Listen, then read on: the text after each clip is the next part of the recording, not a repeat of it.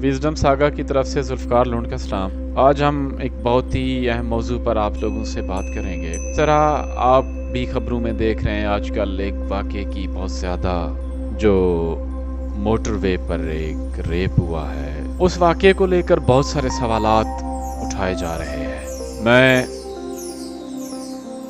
Rape کے جرم سے شدید نفرت کرتا ہوں، مجھے اس سے کراہت آتی ہے۔ میں نے فیمنزم پہ بہت زیادہ لکھا بھی ہے، عورتوں کے حقوق کے حوالے سے میں مختلف تحریکوں کا حصہ بھی رہا ہوں۔ جینڈر سینسٹیویٹی پہ میں نے بہت ساری ٹریننگز لی بھی ہیں اور دی بھی ہیں۔ یہ صفائی دینے کا مقصد یہ ہے کہ ذرا ہم اس کو ریشنل طریقے سے سوچیں، جذبات میں بہنے کے بجائے، کیونکہ ہم بہت زیادہ جذباتی قوم ہیں، ذرا اس کے دوسرے پہلو پر بھی غور کریں، جینوئن قسم کے سوالات اٹھاتے ہیں۔ پاکستان کے اندر بدقسمتی سے سوالات اٹھانا بہت مشکل رہا ہے، اور جو بھی سٹوری، جو بھی انسیڈنٹ یہاں پہ ہوتا ہے، جو بھی واقعہ ہوتا ہے، اس کے پیچھے جو محرکات ہوتے ہیں وہ کچھ اور ہوتے ہیں۔ سب سے بڑی گیم ہمارے ساتھ کھیلی جاتی ہے وہ یہی ہوتی ہے کہ ہمیں کچھ دکھایا اور جاتا ہے اور پیچھے کچھ اور ہو رہا ہوتا ہے۔ ہمیں ہر بار کنفیوز کیا جاتا ہے، اصل حقائق سے دور رکھا جاتا ہے، اور کہانی کے کردار اپنا کام کرتے رہتے ہیں۔ اپنے مقاصد حاصل کرنے کے بعد کہانی کو ٹھپ کر دیا جاتا ہے۔ جس طرح ریپ ایک نفسیاتی مسئلہ ہے، یہ ہمارے شعور اور ہمارے بیہیویئرل اپروچ سے جڑا ہوا سوال بھی ہے۔ اس کی بہت زیادہ ڈیپ روٹڈ کازز ہیں۔ اس علت و معلول کو سمجھے بغیر ہم اس کا کلا کما نہیں کر سکتے، چاہے آپ پھانسی دے لیں، چاہے آپ جو کچھ بھی کر لیں، کڑی سے کڑی سزا رکھ لیں، مسئلہ حل نہیں ہوگا۔ اس پہ باقاعدہ قانون سازی ہو، پولیٹیکل پارٹیز اس پہ ڈسکشنز کریں، اسٹڈی سرکلز ہوں، ٹریننگز ہوں، نفسیاتی مریضوں کے ساتھ بیٹھ کے بات کی جائے، جو طبقہ بہت زیادہ ایکسٹریمسٹ ہے ان کو کسی مین سٹریم ایکٹیویٹی کا حصہ بنایا جائے، بڑے پیمانے پہ اس پر لابنگ کی جائے، ایڈوکیسی کی جائے، ٹریننگز دی جائیں، اور اس ایشو کو اجاگر کیا جائے بکس کے تھرو، ایجوکیشن کے تھرو، ڈسکشنز کے تھرو، پولیٹیکل اویئرنیس کے تھرو، میڈیا کے تھرو، بہت سارے فورمز ہیں، تو اس مسئلے کو ہم نمٹ سکتے ہیں۔ لیکن جو یہ واقعہ ہوا ہے اس پہ جو سوالات ہیں، اس کے پیچھے کیا گیم ہے، کیا کہانی ہے، ایک بار پھر ہمیں الو بنایا جا رہا ہے یا ہمیں کسی اور ٹرک کی بتی کے پیچھے لگایا جا رہا ہے، یہ سمجھنا بہت ضروری ہے۔ واقعہ جس طرح ہوا ہے اس کے بعد جتنی بھی اب تک کی اپڈیٹ ہے، جو بھی کہانی اب تک آگے چلی ہے، اس کہانی کے اندر بہت سارے جھول ہیں۔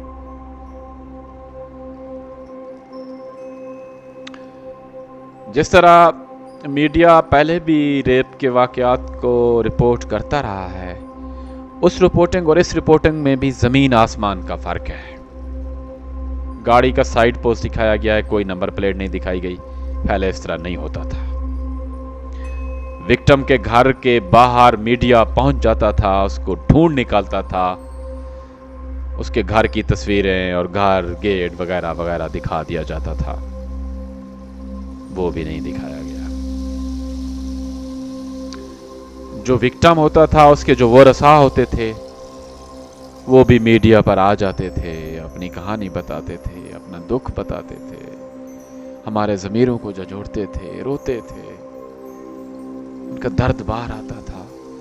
اب تک اس وکٹم عورت کا کوئی بھی وارث سامنے نہیں آیا۔ نمبر 4، جو واقعہ ہوا وہاں پر، اس کی جو FIR درج کروائی گئی، جو مدعی بنا، وہ کہتا ہے مجھے پولیس نے مدعی بنا دیا گیا، میں مدعی نہیں ہوں، میں اس کا رشتہ دار نہیں ہوں، وہ بھی مکر گیا۔ اب جو پولیس ہے وہ کچھ اور بیان دے رہی ہے، جو ڈالفن پولیس ہے وہ کچھ اور بیان دے رہی ہے، جو موٹر وے پولیس ہے وہ کچھ اور بیان دے رہی ہے، اور جو ایک بعد میں चश्मदीद गवाह है, उसको पता नहीं क्या खतरा है, उसको उसकी तस्वीर भी सामने नहीं आ रही, मीडिया पे उसका इंटरव्यू किया जा रहा है लेकिन उसकी तस्वीर नहीं है, उसका चेहरा भी नहीं दिखाया जा रहा। वो आता है, चला जाता है, रुकता नहीं है, और एक लोग पकड़ा हुआ है उन्होंने, फिर पुलिस को कॉल करता है, यूके कॉल करता है। अब यूके, फ्रांस, जर्मनी, इधर उधर से भी मतलब ये सारे रिश्तेदारियाँ, चीज़ें बहुत ज़्यादा इन्वॉल्व हो रही हैं और दिखाया जा रहा है कि वो उनकी इज़्ज़त दूसरे किस्म की होती है। अच्छा खैर, इसके अलावा जब पुलिस के बयानात आना शुरू होते हैं तो उसमें एक और तनाज़ा भी खड़ा हो जाता है। जो CCPO है लाहौर, उसका बयानात भी बड़े अजीब होते हैं, वैसे नहीं दे रहा होता। वज़ीर आज़म का मुशीर भी साथ खड़ा होता है। शहजाद अकबर साहब वैसे तो बहुत सारी बातें करते हैं, वो भी हैं। वज़ीर आज़म साहब का अब तक इस पर कोई बयान भी नहीं आया। वज़ीर आला साहब का बयान लेने की कोशिश की गई है लेकिन उसने इस वाक़े को तो मज़म्मत की है, लेकिन पुलिस के किरदार पे उसने भी कोई बात नहीं की। अब सवाल ये भी उभर रहा है लोगों के ज़हन में कि शायद जो रिसेंटली नूरानी ने स्टोरी छापी थी, उस हवाले से शायद कोई पर्दा उस बात पे डाला जा रहा है। मेरे ख्याल में वो भी नहीं है, उसके लिए कोई और तरीका अख्तियार किया जाता। ये इस तरह ना करते, वो उनका स्टाइल नहीं है ये इस तरह करना। उसको भी रद्द किया जा सकता है, वो नहीं है। तो फिर है क्या असल में इस कहानी के पीछे, वजह क्या हो सकती है?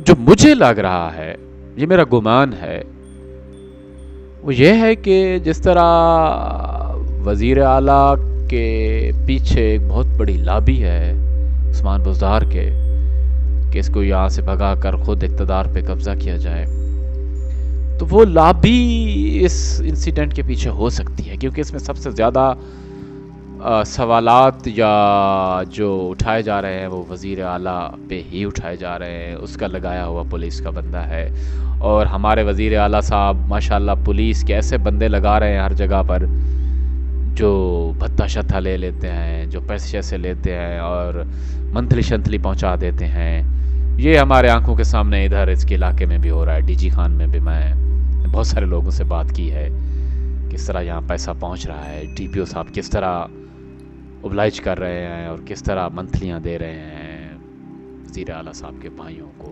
रिश्तेदारों को, दोस्तों को। खैर ये धंधा बहुत पुराना है, चल रहा है, इस पर कोई करप्शन, कोई इस तरह का केस भी नहीं होता। लेकिन जो असल अशराफिया है ना पंजाब की, उसको इस बार इक़्तिदार नहीं मिला।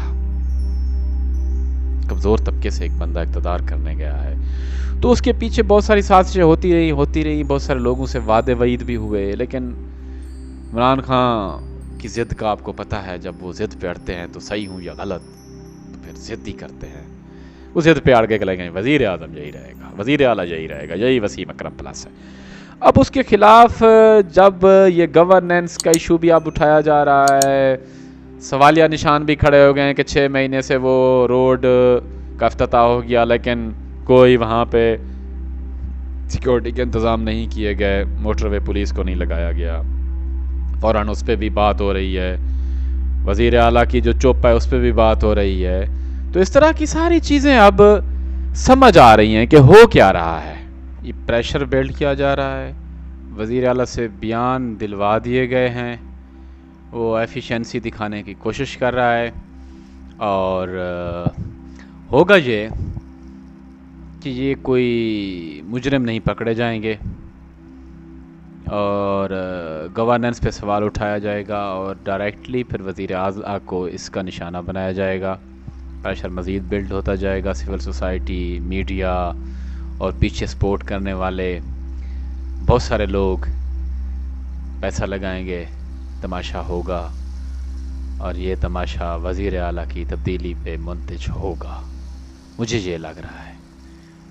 उसके साथ साथ कुछ पुलिस वाले भी जाएंगे और फिर चोर शोर भी पकड़ लिए जाएंगे, और इस वाक़े को फिर एक और रंग देकर अपने मकासद पूरे कर लिए जाएंगे।